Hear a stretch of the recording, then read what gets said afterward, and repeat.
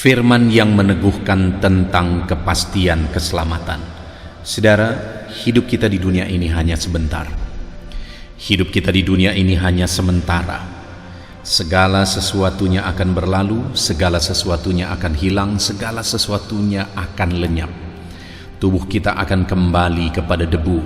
Tetapi satu hal yang perlu kita pastikan adalah apakah jiwa kita sudah mengalami kepastian keselamatan. Apakah saat kita menyelesaikan perjalanan kehidupan kita di dunia ini, kita sudah pasti selamat, di mana tubuh kita kembali kepada debu, tetapi roh kita, jiwa kita kembali kepada Allah, masuk surga yang mulia, mengalami sukacita sampai selama-lamanya. Saudara, biarlah itu yang kita alami, yaitu kepastian keselamatan jiwa kita di dalam hidup ini. Itu sebabnya kita akan merenungkan 7 ayat firman Tuhan yang luar biasa tentang kepastian keselamatan. Yang pertama, saudara, adalah dari Lukas pasal 19 ayat 10. Demikian firman Tuhan.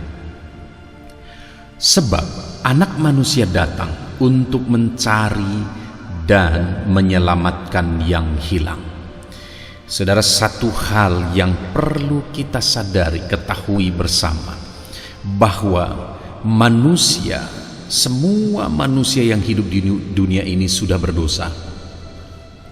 Dan orang-orang yang sudah jatuh ke dalam dosa, setiap orang yang sudah jatuh ke dalam dosa, itu terhilang dari Tuhan. Dulunya ketika Adam diciptakan manusia pertama, Adam memiliki hubungan yang dekat dengan Tuhan. Adam memiliki hubungan yang intim dengan Tuhan. Ada kedekatan, kesatuan dengan Tuhan. Tetapi oleh karena Adam melakukan pelanggaran dosa, akhirnya putus hubungan itu. Dan ketika putusnya hubungan manusia dengan Tuhan, maka manusia disebut sebagai orang terhilang, makhluk ciptaan Tuhan yang paling mulia, tetapi sudah terhilang oleh karena dosa. Itu sebabnya di sini dikatakan, sebab anak manusia datang untuk mencari dan menyelamatkan yang hilang. Kenapa Tuhan Yesus turun ke bumi, saudara? Mencari menyelamatkan yang hilang. Kenapa dia rela lahir di kandang domba? Mencari dan menyelamatkan yang hilang. Kenapa dia rela mati di kayu salib? Mencari dan menyelamatkan yang hilang. Saya dan saudara adalah orang-orang yang terhilang. Dan untuk kitalah Tuhan turun meninggalkan sorga. Untuk kitalah dia rela terhina, mati di kayu salib untuk menanggung dosa-dosa kita. Kenapa dia harus mencari dan menyelamatkan yang terhilang, saudara? Karena sekali lagi kita terhilang, dan yang kedua, kita tidak mungkin masuk sorga dengan usaha kita sendiri, karena hubungan kita sudah terputus dengan Tuhan. Kita tidak mungkin masuk sorga dengan kebaikan kita, dengan usaha kita, dengan perjuangan kita, karena hubungan kita telah putus dengan Tuhan. Kita hanya bisa masuk sorga jika Tuhan sendiri turun, dia mencari dan menyelamatkan setiap kita yang terhilang, maka kita bisa selamat. Itu sebabnya saat ini saudara serahkan hidupmu kepada Tuhan, karena Tuhan yang mencari dan menyelamatkan engkau. Tidak ada jalan lain. Satu hal yang saya mau pastikan, saudara, bahwa hanya orang yang mau menyerahkan hidupnya dan percaya kepada Tuhan Yesus sebagai Tuhan dan Juru Selamatnya yang akan diselamatkan. Karena hanya Yesus yang adalah Tuhan turun ke bumi untuk mencari dan menyelamatkan yang hilang. Ayat kedua, saudara, adalah dari Yohanes pasal 3 ayat 16. Di sana dikatakan, karena begitu besar kasih Allah akan dunia ini, sehingga ia telah mengaruniakan anaknya yang tunggal, supaya setiap orang yang percaya kepadanya tidak binasa, melainkan beroleh hidup yang kekal. Saudara, ada beberapa hal yang ditegaskan di dalam ayat ini. Hal pertama, dikatakan bahwa karena begitu besar kasih Allah akan dunia ini.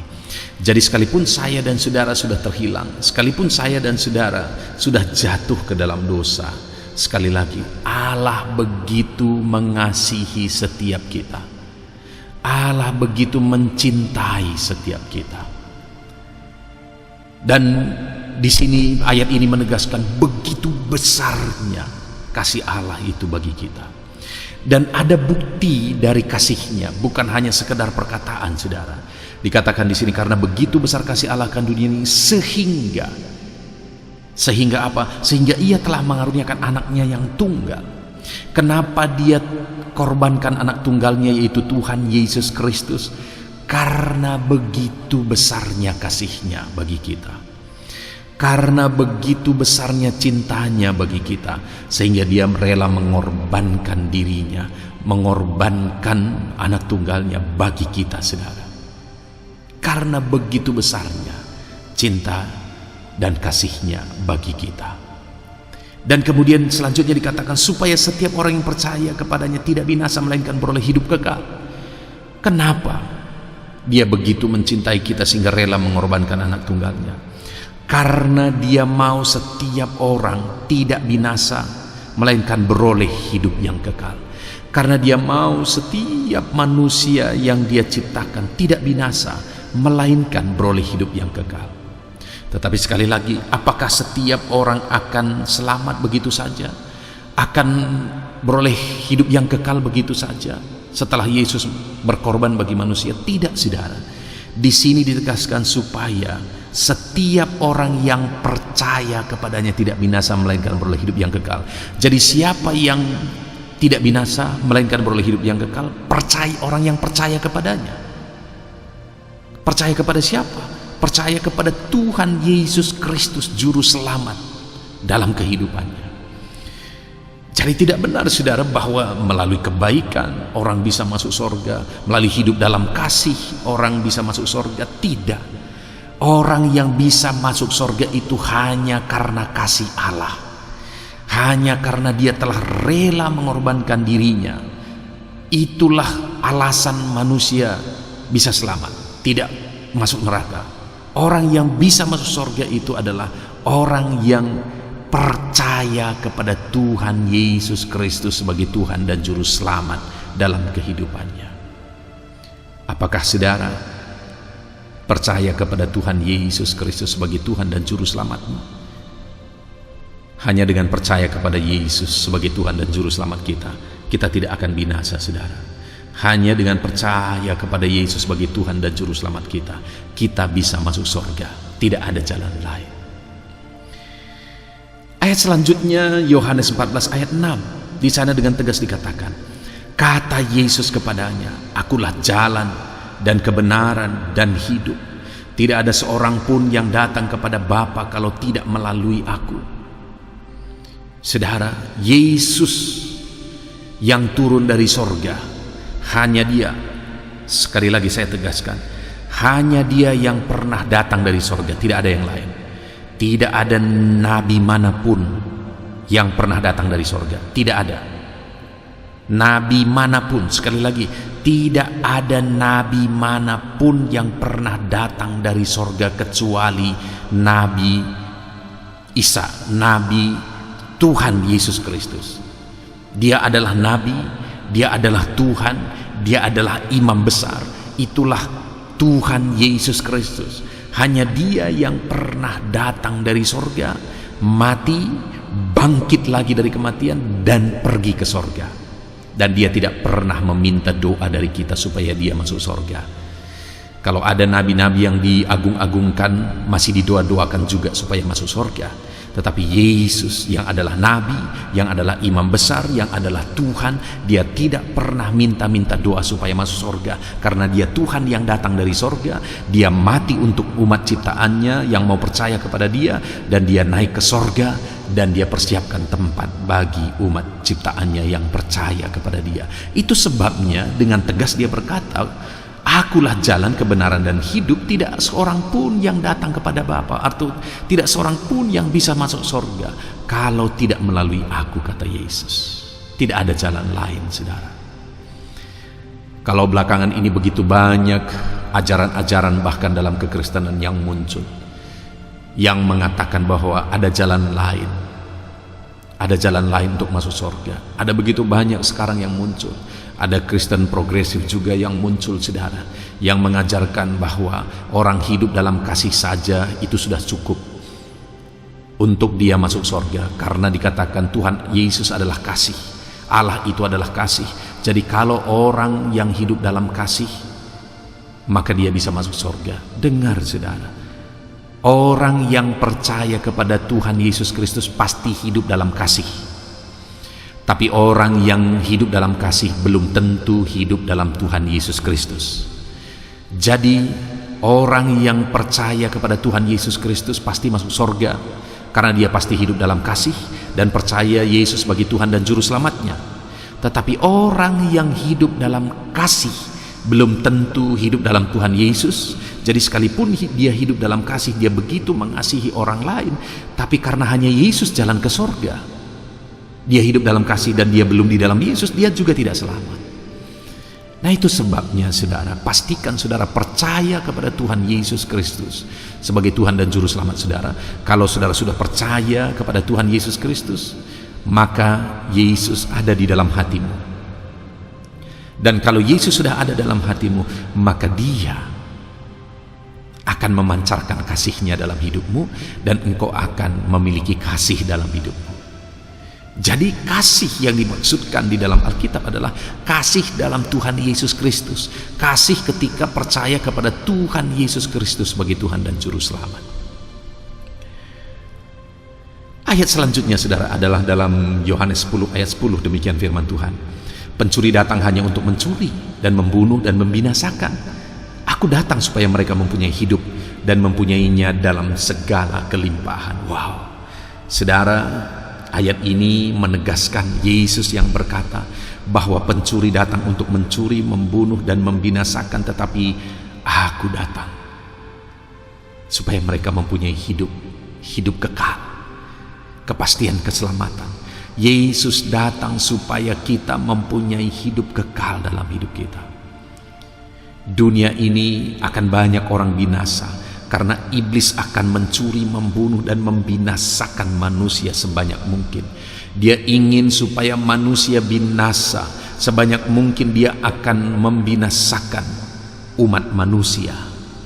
Tetapi Yesus datang untuk menyelamatkan, untuk memberi hidup kekal. Dia berkata tidak ada jalan lain, hanya Dia jalan ke sorga.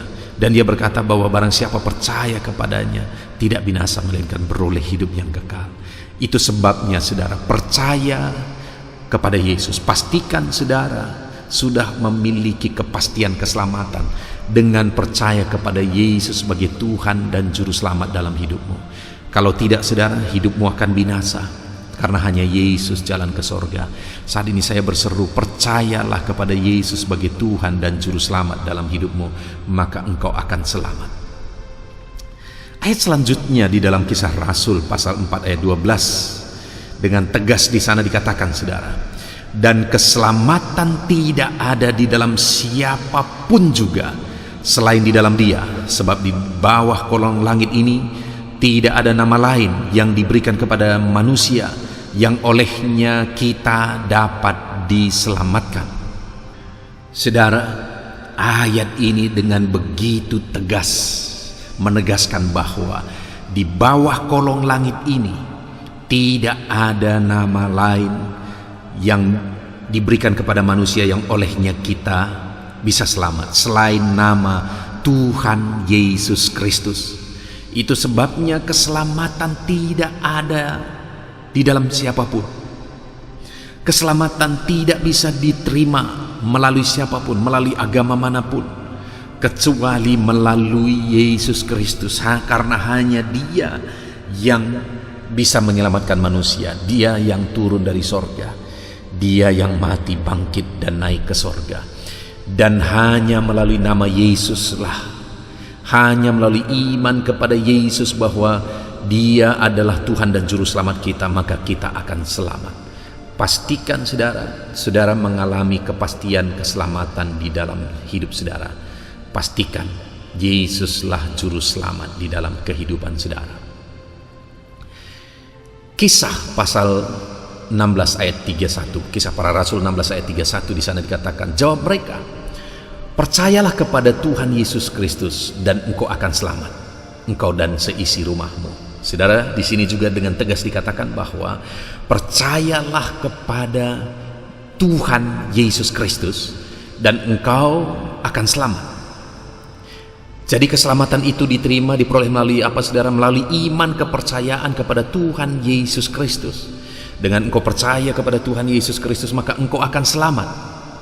Dan bukan hanya engkau, ketika engkau diselamatkan, dan kasih Kristus juga akan mengalir bagi keluargamu, dan terang Kristus juga akan nyata bagi mereka. Ketika engkau percaya kepada Tuhan Yesus, hidupmu akan berubah, dan mereka juga akan tertarik untuk datang kepada Yesus, dan hidup mereka juga akan dipulihkan dan diselamatkan. Itu maksudnya di sini saudara, bahwa dengan kita percaya kepada Yesus, maka Yesus ada dalam diri kita, kasih Kristus mengalir bagi keluarga kita, akhirnya keluarga kita juga percaya Yesus, dan mereka juga akan mengalami keselamatan. Itu sebabnya saat ini saudara, pastikan saudara sudah mengalami kepastian keselamatan di dalam Yesus Kristus, maka engkau dan keluargamu akan juga percaya Yesus sebagai Tuhan dan Juru Selamatnya, dan semuanya akan diselamatkan. Ayat terakhir tentang kepastian keselamatan saudara adalah dari Efesus pasal 2 ayat 8 dan 9. Demikian firman Tuhan. Sebab karena kasih karunia kamu diselamatkan oleh iman. Itu bukan hasil usahamu, tetapi pemberian Allah. Itu bukan hasil pekerjaanmu. Jangan ada orang yang memegahkan diri. Saudara, ayat terakhir ini dengan tegas menyatakan bahwa kepastian keselamatan kita itu kita peroleh bukan hasil usaha, bukan hasil pekerjaan, bukan hasil jerih lelah, tetapi kepastian keselamatan kita peroleh melalui iman. Karena itu diberikan melalui kasih karunia, bukan melalui usaha, dan kita terima itu melalui iman kepada Yesus sebagai Tuhan dan Juru Selamat dalam hidup kita. Jadi saudara, pastikan saudara sudah percaya Yesus sebagai Tuhan dan Juru Selamatmu, dan engkau serta seisi rumahmu akan selamat ketika mereka juga percaya kepada Yesus Kristus sebagai Tuhan dan Juru Selamat mereka. Jadi kepastian keselamatan itu hanya ada dalam Yesus, dan kita akan terima itu ketika kita percaya Tuhan Yesus sebagai Tuhan dan Juru Selamat kita. Itu sebabnya pastikan saudara percaya kepada Yesus sebagai Tuhan dan Juru Selamatmu, maka engkau selamat. Puji Tuhan, kita bersyukur buat ada 7 ayat firman Tuhan yang luar biasa yang telah kita renungkan bersama tentang kepastian keselamatan saudara. Biarlah ke-7 ayat firman Tuhan ini meneguhkan saudara, dan saya percaya setiap saudara saat ini sudah mengalami kepastian keselamatan, sudah percaya Yesus sebagai Tuhan dan Juru Selamat dalam kehidupan saudara. Puji Tuhan, Tuhan berkati kita semua. Amin.